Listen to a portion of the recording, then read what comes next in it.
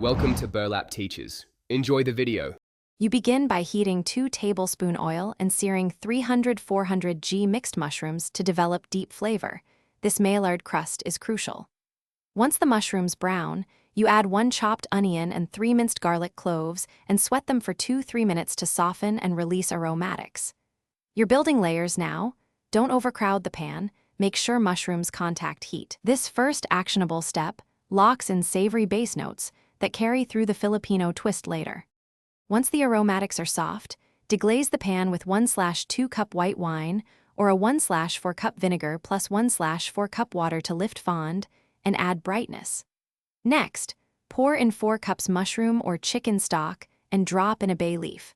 Bring to a gentle simmer for 12-15 minutes so flavors meld and the broth reduces slightly. Make sure to stir in 1 tablespoon fish sauce for that Filipino umami. Taste and adjust salt and acidity as needed.